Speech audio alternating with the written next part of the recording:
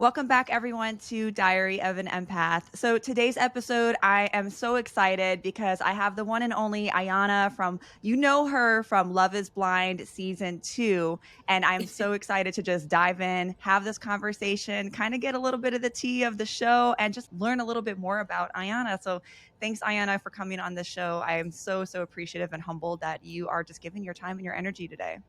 Oh, of course. It's a pleasure to be here. I love your podcast. Yay! I feel like we have a lot in common, and I think when I was watching the show, I saw a lot of myself in you, and I think that that's why so many people fell in love with you, because not only do you just give off this amazing energy, but I think for a lot of us who are just more sensitive and, we just view the world differently. I think for me, I saw myself in you in so many aspects, and one in particular when you were talking about your upbringing. And that's kind of where I want to start, because I grew up in a very similar situation than you did. And I just Mhm. want everyone to get to know you a little bit. So tell me about where you grew up and your upbringing, and how that brought you to where you are now, Yeah, I grew up in Atlanta, Georgia. Well, more Metro Atlanta. I think anyone from Atlanta is like, you're not from Atlanta. So I grew up in Metro Atlanta area. First with my mom. My mom raised me until I was about 9, but she couldn't quite take care of me financially, and she just had a few mental disorders that kind of got in the way of her being the best mom that she wanted to be. So she thought it was best to pass me along to someone else she felt that I would be safe with, which was my cousin, her second cousin. Sorry, my cat. Her Love it. second cousin, and she raised me until I was 18. But then there were some complications, some friction there. I was kicked out of the house, and the next ones in line were my godparents, and they took me in without hesitation and wanted to take on a full parent role, which was so weird for me because I had never had a set of parents before. So yeah, they took on that role, and I'm so grateful that they did now, because in retrospect, I'm like, that was the best decision that anyone could have made for me who cared for me. And yeah, I mean, at the time, I didn't quite see that because I was young and dumb, but now I'm so grateful for them. I definitely wouldn't be this okay if it weren't for my parents. Yeah, I grew up in Chicago, and my mom and myself had a very turbulent relationship. And I think, like you, I can come from a place of compassion. I understand a lot of why she was the way she was, because she had a Yeah. lot of trauma in her past. And I Yep. think it makes it easier as an adult. I think it took me a long time to get to the place of like compassion. And for me, I can forgive because I understand. I still keep boundaries, but it was really difficult for me as a teenager because I became very turbulent. I was, Yeah. going out and doing all types of wild stuff. And I Yep. actually didn't get the structure until I went in the military. But it sounds like your structure became when you met your adopted parents. So Yep. what was that like for you, all of a sudden going from this lifestyle of not really having this model parent figure to now you have, and I remember seeing them on the show, very solid with their faith, two Mhm. very structured mom and dad figures. What was that Mhm. transition like for you? Uh, it was uncomfortable.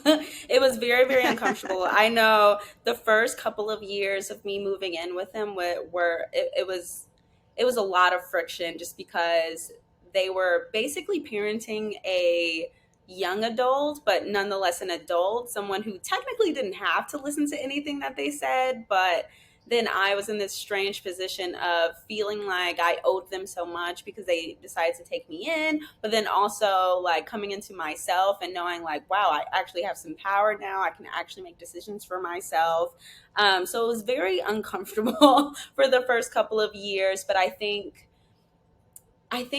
with my parents, I learned, number one, how to stick things through, because my first thing was to always run from conflict, and they taught me to really just stand still. Like, family is family. Like, well, your chosen family is your chosen family. Like, you're gonna have to communicate, and just because there is some form of a disagreement doesn't mean that like you guys have to like cut each other off. But that was like my go-to, because that's what I had seen myself, and that's what I grew to understand was a way to protect myself. But Yeah, it was definitely uncomfortable, but they taught me so much, and they've also learned a lot from me, which I even more so admired, because I didn't think that people could actually change.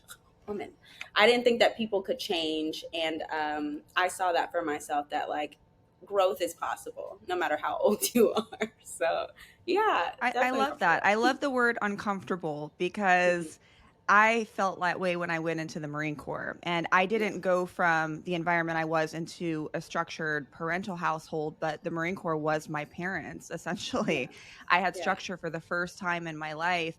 And it was really uncomfortable because all of a sudden I lost my autonomy. And that Hmm. was my autonomy was my trauma response for so long when I was going out Yeah, and partying and experimenting with drugs and experimenting with boys and men. And yeah, I it was really turbulent for me. So all of a sudden when I went into this structured environment, it was like, oh shit, yeah. this is new, this is different. It's uncomfortable, but it taught me so much. And it sounds like your parents brought that solidness and maybe that foundation and that grounding that maybe you needed or craved or wanted for so long. Absolutely, And what a absolutely. blessing that you were able to have that. Even if it's later in life, I think that everyone comes into our life for a reason. And Hmm. there's always reasons why things happen. So Yeah. now let's fast forward. You decide to audition for this show, Love is Blind. I know there was already a season one. So why audition for this show? Where were you at in life? And what even made you decide to go on the show? I when the application started, I had literally just moved to Chicago like a month and a half before. So I thought it was strange that like, oh, I'm in Chicago and now applications in Chicago are starting. So that was like serendipity number one. And then it was during quarantine, and I just kept thinking, well, why not? And at this point, it's strange, because at that point, I don't think I would have been ready for marriage. But I think because I knew about the show, I took the time to get ready just to make sure. But I mean, I did it because I had always just looked up to the stability of marriage. I mean, coming from the childhood that I came from, I always thought that marriage was the ultimate stability. Um, I mean, now I think I might have been a bit naive, but I think even still, I think it's possible if like both people are absolutely ready for marriage, and if there's like an actual like dating courting period. But nonetheless, I just craved that. I wanted that. I wanted some form of my life to be not well, yeah, settled. I just want something to be stable other than my parents. Yeah, I just craved it. It's weird to think back now, but I just craved Yeah. it. And was it so did you watch season one? Oh yeah. If it weren't for Lauren and Cameron, I wouldn't have done the show. Oh, they I were would have been cute. like, That was my absolutely favorite not. couple.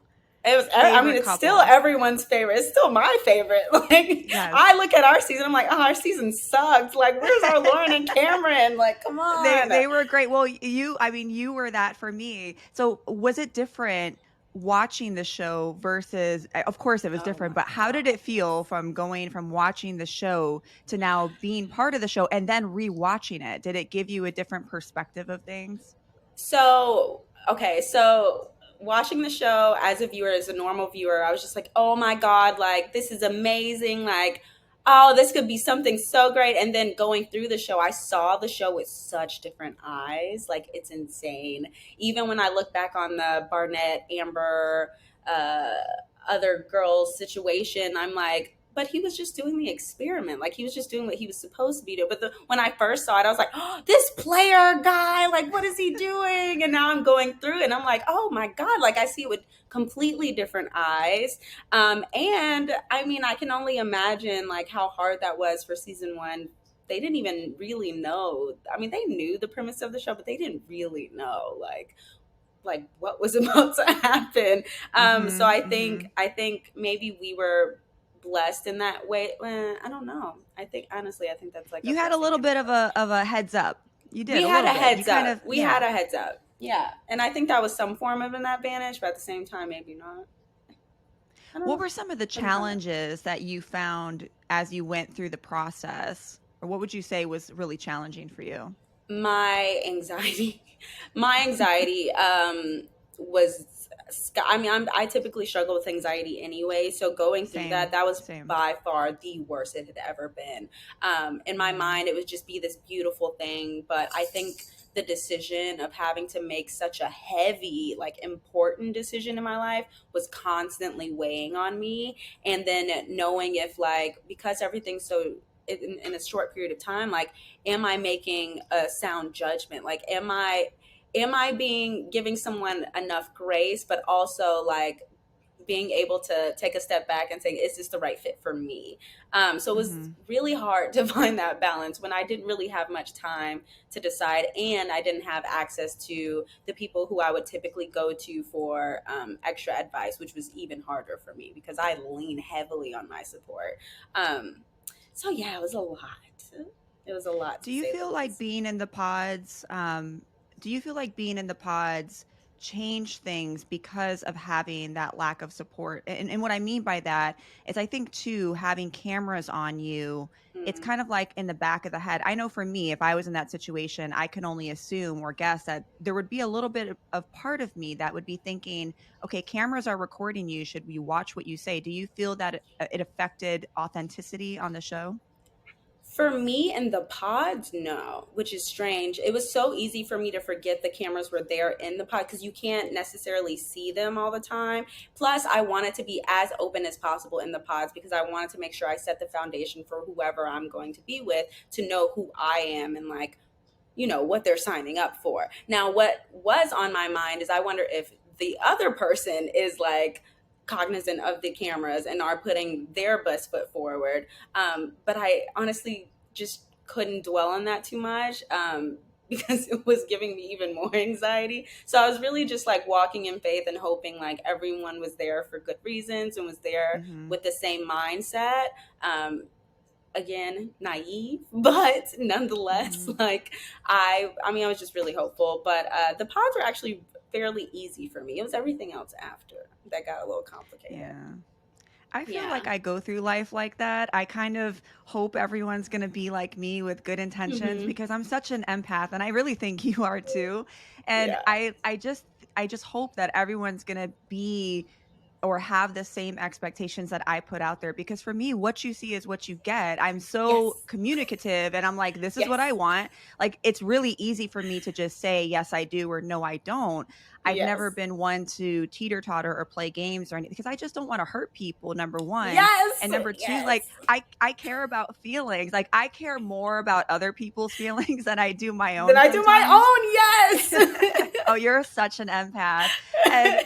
when I found out what the word empath was and I started actually like learning about it, I'm like, oh my God, this is me. Like I absorb other people's feelings and energy. I can watch The Lion King and I'm like, Hmm. no, Simba, no. Like I literally will cry if I Yes. see a cartoon character cry. And Yes. so I know that that would probably be a struggle for me. And I understand why you were anxious too, because you're probably also picking up on other people's anxieties. You can't see them. You don't know if they're authentic. And it's almost like that trauma response of, am I going to be hurt? Is this Yeah. person going to hurt me? But I want to have faith that they're not because I want Yeah. to assume everybody's a good person. But Yep. it's that level of, I hate that you say that you're naive because I don't think that you're naive, but I think that as you go through life and you learn these lessons about yourself, it does get a little bit easier to I don't want to say have your guard up, but just pay attention to other people and how they respond. But sometimes people don't walk into a room or your life to say like I'm an asshole or I'm going to hurt you. And sometimes you no one goes into a situation expecting something to not work out. We just hope for the Yeah. best and then hopefully we can learn lessons from that situation moving forward Yeah. and not repeat them. For Pretty you, much. when you were in the pods, and I know that obviously you ended up, for those who haven't watched the show, spoiler alert, she got married. So when you met your partner at that time, what were your initial thoughts about him? About Jared? Oh, in the pods or after? Because there In the were two pods. Let's complete. start with the In pods. in the pods, I was like, oh my God, look at this man. He's opening up. He can talk about his emotions. He's insightful. He's understanding. yeah, that's pretty much my perception of him.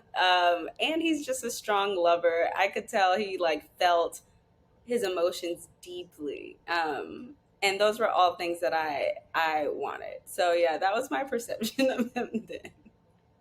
I Yeah. remember there was a scene and a part of that process where he opened up emotionally to you about Hmm. some things from his past.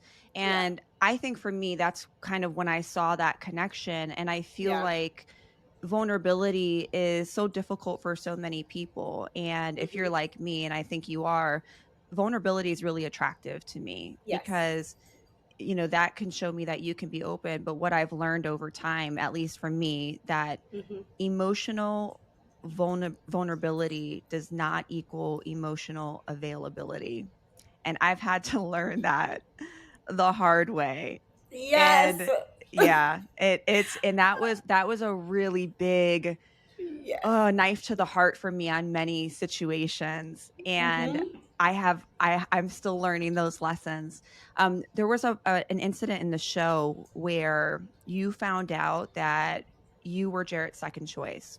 And I think we all kind of felt a little knife in the heart for you at that moment. And you expressed your emotions that it bothered you because I think romantically and when we're in these situations we always want to be someone's first choice, and I saw that you struggled with that.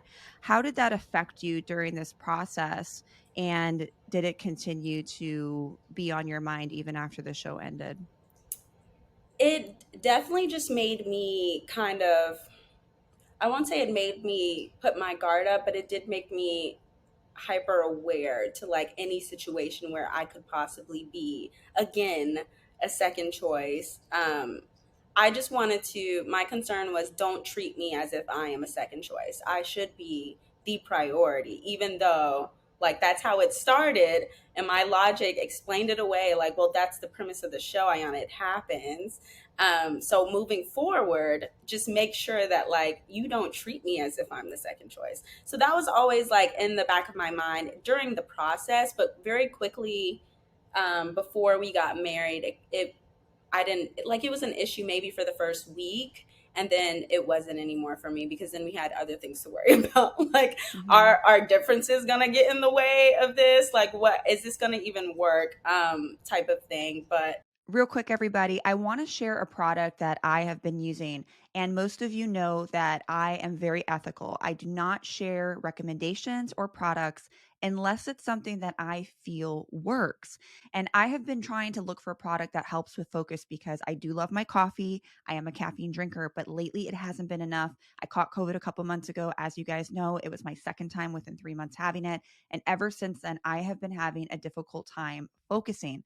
So I came across this product. I figured I would try it. I've been doing it for about 2 weeks now. It's called Magic Mind. It is a shot that you take every morning. You got to take it for about a week to really see the effects. But what I like about it is it's not something that's going to get you up. Like it's not like downing a bang. But when you take it, it really gets you dialed in and you can take it alongside with your coffee. So I've been drinking my coffee in the morning. I take a shot of Magic Mind. And I would say within about 20 to 30 minutes, I start feeling just calmer, more focused. Another thing that I like about this is that it's all natural. So it has, we always hear the terms all natural, right? But it has products that actually have backed up science and data to back up its claims. Ingredients like ashwagandha, matcha, honey, adaptogens. So if you're interested in the product, you can go to magicmind.co, enter the code empath for 20% off. Let me know how you like it. I want to hear from all of you. Does it really work for you? Is it helping you? Because this is something that I'm going to continue using. I feel like it's helping me, and I want the same for each and every one of you. Okay, back to the podcast. after we were married, it was no longer, the second choice thing wasn't no longer an issue after like the first week of us being back here in Chicago, because then we had other things to worry about. But after we were married, I didn't think about it again, until the show aired. And then all of these people are saying the same thing, like, well, you're his second choice. You're his second choice. I'm like, oh my God, like the fact that I have to relive and like relearn and Mm-hmm. like reheal from this all over again is exhausting. But it wasn't really an issue throughout. It we just had other things to worry about. Like that was Right. the last thing on our minds, really. I know recently you announced that you are getting divorced, and that Hmm. was something that I know came with a heavy heart for you. So, Oh my yeah. first question is, how are you? I'm okay. I'm okay and getting better. Right now, I'll just say definitely just okay. There's a lot of transition happening right now, on top of like knowing that after the altar is coming out, so I'm gonna have to relive a lot of stuff, which is the Mhm. hardest part of it. But yeah, I'm all right. I'm all Do you right. feel like going through such a public process, do you feel that that affected your marriage, or do you think it wouldn't have changed the outcome? Absolutely. I think it absolutely. I mean, I think in the end it wouldn't have. Yeah, that's the thing. Like, I don't know. I think it absolutely had an effect, though. I will say, every time something like the season premiering coming out or after the altar coming out, there's always the knowing that like the security of our marriage will be on, like spotlight again. Mhm. And so with Jared and I going through the issues that we were, even as of late before we made the decision to separate, it was just heavy on my mind. Like, again, we're gonna have to like explain ourselves. We're gonna have to relive everything that was put on TV, and it was more of a push to kind of just make a final decision. Like, is this gonna work or not?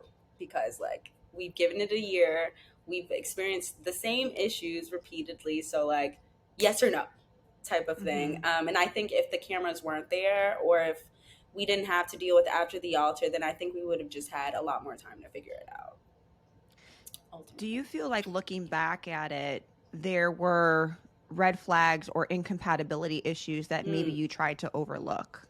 absolutely. I think all of the issues that we currently have are were all of the issues before we said I said yes. Um, I chose to believe his words because I didn't have enough time to see his actions. And I mean, I can't say that I regret it. I don't regret taking that risk because I'm proud of myself for even still being able to do it. I just wish that I just wish I had more time, honestly, because I think even if I had an extra month, I would have been like, no. But yeah, all Mhm. the issues that were there before are still the issues now. So I Yeah. think that was honestly the hardest part about watching the season back. It's like, wow, we're still struggling with the same stuff and still having the same conversations. Yeah, I feel like a lot of times when you're very intuitive, and I think you are. I think so. One thing you said was that you were trying to go into this like logical frame of thinking of like, okay, this Yeah. is part of the show. This is that.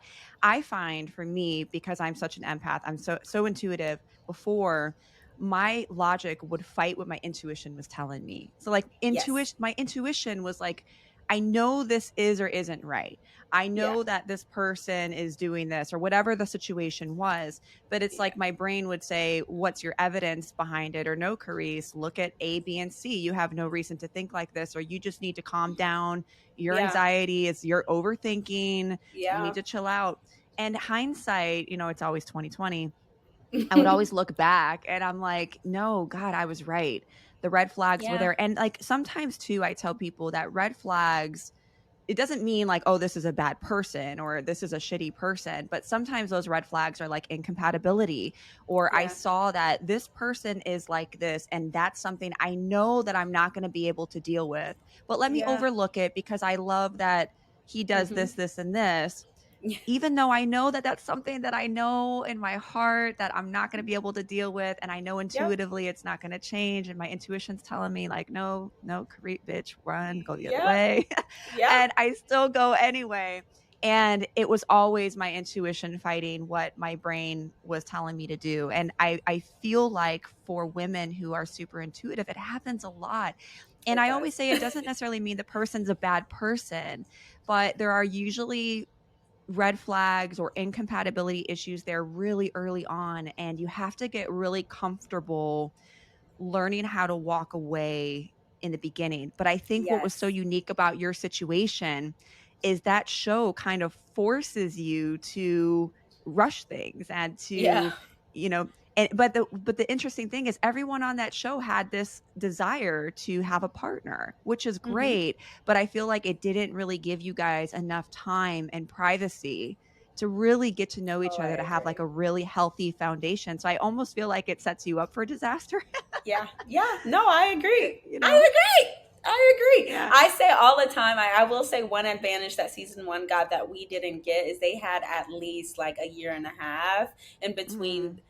the season wrapping up filming and then the season premiering. And that's what I feel like was like really bad for us. I genuinely think uh, yeah, no, maybe not. But even still, I feel like I feel like there would have been a lot less friction of just like trying to decide yes or no, if we had a lot more time. At the end of the day, I think like the reason why we didn't work out is because Jared just really needs to go on his own personal journey of growth. Mhm. But like, I see that. yeah, I yeah. can So see that. regardless, like that still would have needed to happen. But Right. I think Right. we more time would have been nice.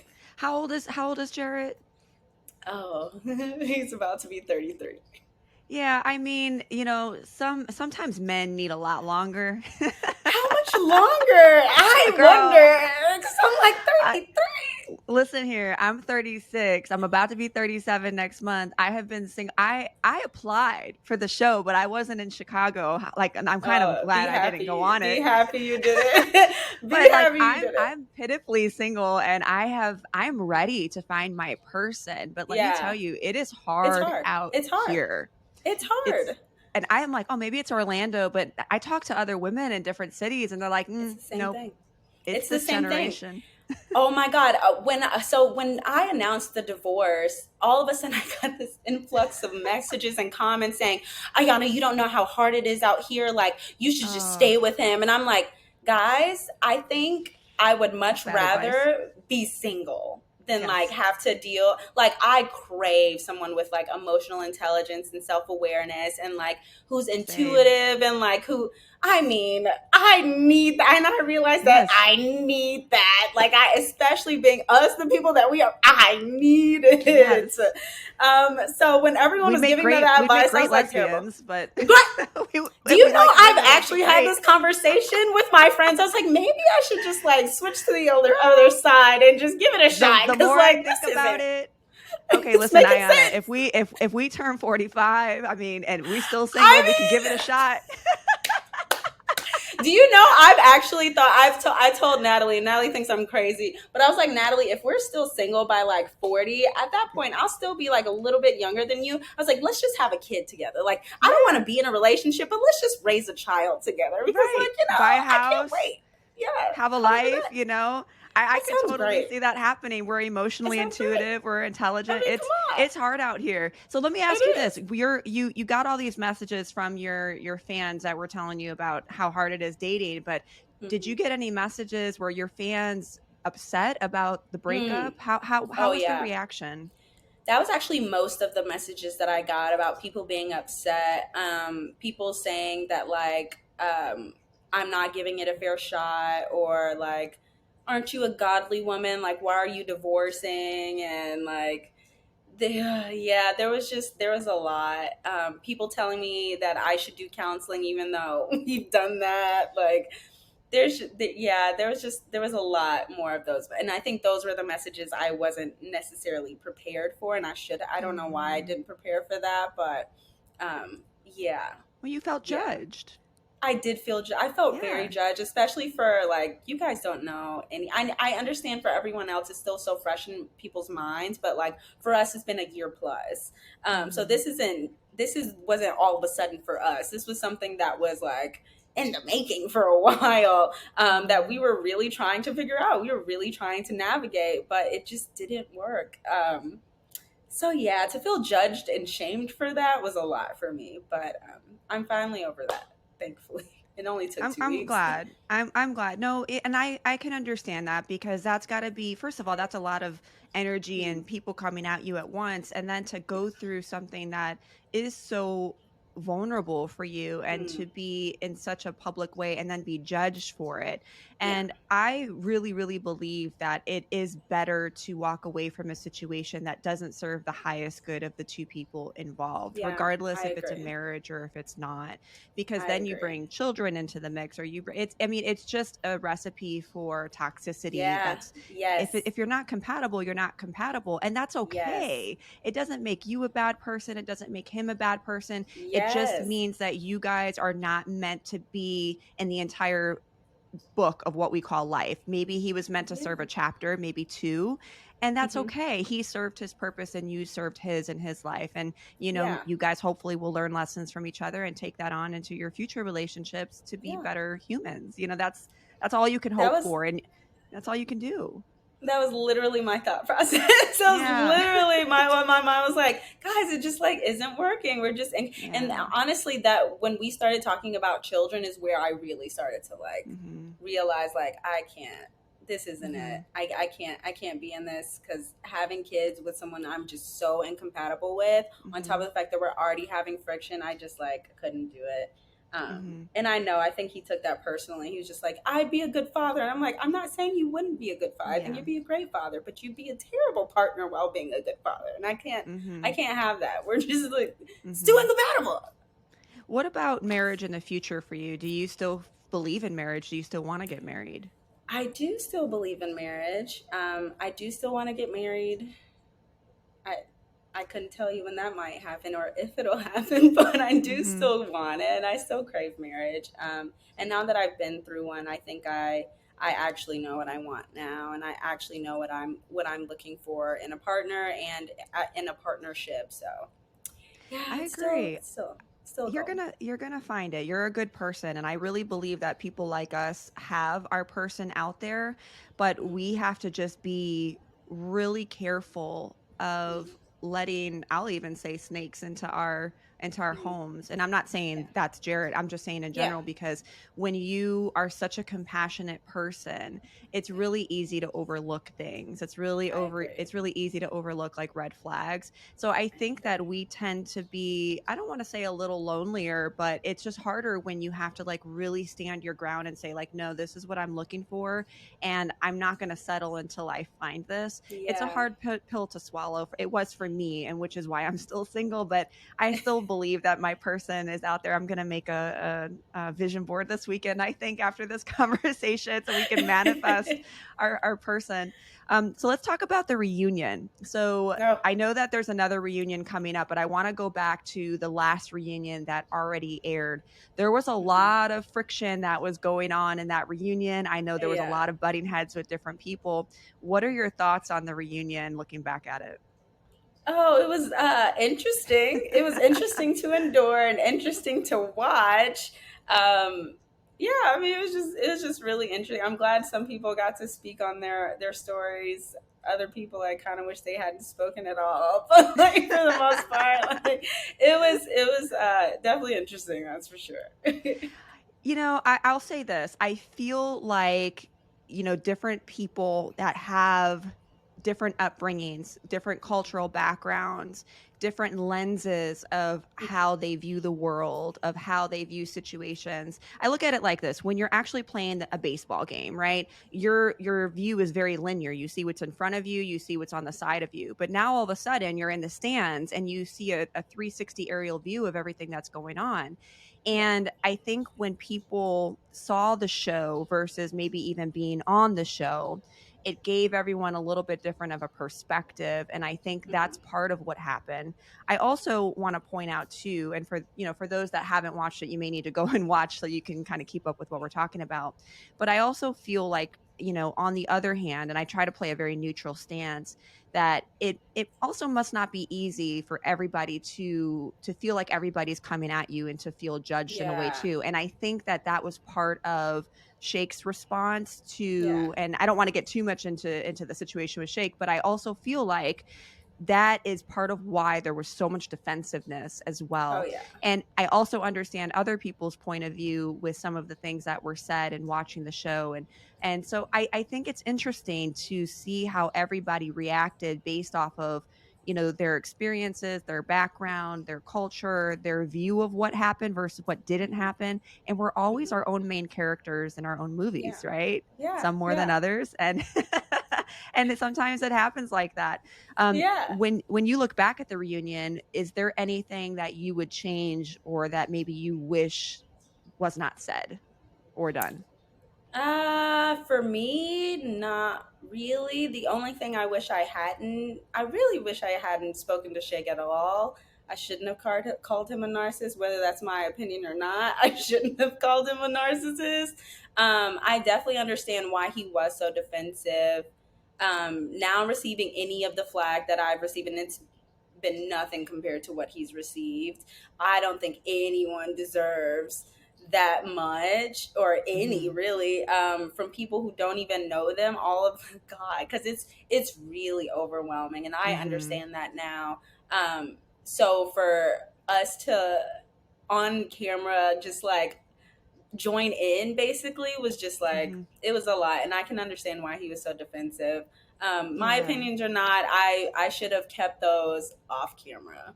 um but yeah, I mean, But you still shake have you still have your I still opinions, have but my opinions. but I so appreciate that about you. I appreciate the fact that you can have that self-awareness and that self-insight, because I always say, like, listen, you only have control of yourself at the end of the day. You Yes. can't control what anyone else says. You don't have to agree with it. You have Yes. every right to have boundaries with someone. You have every right to ghost someone if it's unsafe. But at the end of the day, you control you. So, you control what you say, you control how you react. And so that's a responsibility that's on you. And we're human though, right? Right. We're going to do things that we're going to regret. We're going to say things. And then sometimes it's just looking back and being like, well, could I have said something differently? Yeah. And that's totally not even to say you did say anything wrong. But I love the fact that you just kind of reflected and been like, I probably didn't have to say that. And I probably could have done this differently. And that's how we grow. That's like, those make for the best people that have all this growth and self-awareness. And I feel like you've grown a lot from this show. Oh When you look yeah. back at it, would you change anything about your whole experience? No. No, I wouldn't. I think everything else was just fun. I look back and I think going through it, I was so anxious all the time. Like, am I making the right decision? But looking back, I'm happy I handled things the way that I did. I'm actually pretty proud of myself that I handled things the way that I did, Yes. because Yes. I had literally right before the show gone through this period of just like isolation and growth, and I wasn't quite sure, like, have I actually grown or not, until I was put in this position to like really try it out. And turns out I did. I put in the work, and it worked, and I'm really proud of myself. I feel like you're meant to help other people in some type of way. I don't know what that way is yet, but I feel like you are meant to help others, or that you're going to help others in some type of way at some point. I know that you have a podcast. I've been Mm. peeping in and listening in on it. I love that. So tell me about this new endeavor, and where do you go from here? Yeah, fill in the blank podcast. Feel as in touch, feel in the Love it. blank. I created with my co-host, my best friend Kayla. It was honestly serendipity the way that it all worked out, because we were both kind of thinking about it and just stumbled on a conversation. So it was perfect. I love our team. It's literally just four of us. I don't know how you do it just yourselves. Girl, it is. I need a team. Like, I'm like, please, I'm just trying to like manifest these like sponsorships so I can hire someone to help Yeah. me. Yeah, you should. It's I gonna happen. know. It's gonna It's come. It's a gonna learning happen. process though. Let me tell you, when you Oh have to yeah. learn how to like do everything from scratch, it's like, well, at least I know how to do it, and I can Right. do it the way I want to. But Yeah. even having four people, like, it's still a lot of work. So what are It's a your lot. goals for the show? And tell me, like, what is the show, like, what kind of subjects do you guys focus on? Really just relationships, lifestyle kind of podcast. We talk a lot about trauma and healing and growth as a whole. Those are things we talk about anyway. So we were basically like, well, Mhm. let's just let other people join in on the conversation. I think our overall goal is really to just help other people grow like we're growing. We don't have it all figured out, Yes. but hopefully other people listening can, just figure it out with us, I guess. That's how I feel. Yeah.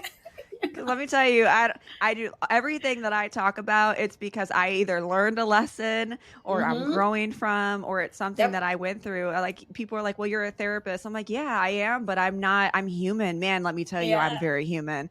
I, Yeah.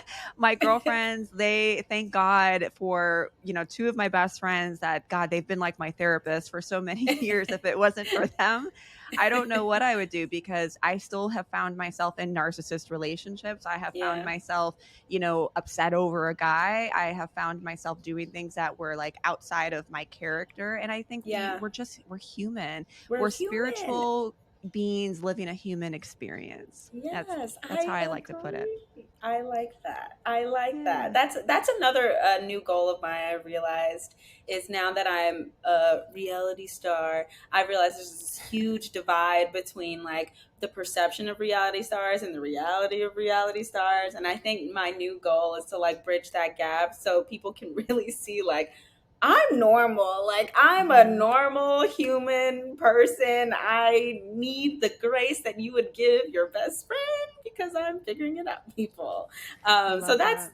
that's my new goal because I Well, you're there's a you're huge authentic. divide. It's a part of who you are, and I think that is what is going to set you aside from other people, and that's why I truly feel like you are meant to help others in some way because you have a very bright light about you. And I Thank feel like, especially with people who are very empathic, it's something we naturally gravitate towards. And your authenticity is always going to be your best asset and part of your characteristic traits that are going to shine the brightest. So always be yourself. Don't ever you. apologize for doing that because people like me saw me and you and I'm like, Yeah. man, that's so who I am and I appreciate that, especially just continuing to be your authentic self, even on TV, even when cameras are there, because you are exactly the same and you're exactly who I pictured when I saw you on the show versus just talking to you now. And so I appreciate that about you.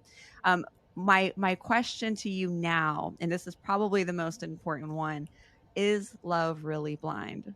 Oh, the cringy question. The cringy question. I would say love can be blind. I think love is definitely blinding. I think, Is I love think, blurry? Love right might be is what blurry. I think I definitely did think it depends on the person. Love can be blind, or love is just straight up blurry. So, Yeah. I think it depends. I agree. I agree. I'm still trying to figure that one out. Um, I haven't figured it out. I'm hoping that we both do at some point. Listen, I was Yeah, married, I'm divorced, I've been through it, and yeah, but everything happens for a reason. I had a beautiful daughter, and it led me to exactly where I need to be right now. And at yeah, the time, going through my journey and some traumas and some things where I'm like, I can't even get out of bed today, yeah, and in those moments, I felt like I'm never going to get out of this feeling of feeling hopeless. And I look yeah, back at that and I'm like, man, if I knew what I knew now, I would have been out the bed so quick. But yeah, sometimes we have to go through those traumas and those challenges and those difficulties to be on the exact path of where we're supposed to be. And I'm not yeah, saying that, it's any traumas are your fault or, that it's supposed to happen to you, but sometimes you just have to learn certain lessons and it throws you on a path to meet certain people, to do certain things. So, perhaps all of those challenges that you went through over this last year and a half is going to put you exactly on the path that you're supposed to be on and exactly where you are meant to be. So I hope I that for agree. you and I want that for you. Thank you. Thank you. So where do you go from here? You have the podcast. Is there any future plans and where do you see yourself in the next 1 to 2 years? I'm really just figuring it out as I go. I've never been a heavy planner, and it turns out I might need to turn into one. But I don't know what's going on. Like, I have the podcast, and I'm grateful I have the podcast. So that's one thing for me to focus on. But everything else just feels like so up in the air that I'm just going with the flow. Yeah. So I And don't. that's Who sometimes knows that's where all you I'll be can in do. 2 years? That's literally. I'm in survival mode right Mhm. now. That's all I got. That's all I got. That's fair. Well, I can't wait to see where your journey leads you. I know we'll stay in touch. I'm super excited to just see where your path is going to be. And I appreciate your time and your energy. And thank you so Thank much for coming on the you. show, Iyanna. Well, it's been a pleasure. Thank you for inviting me.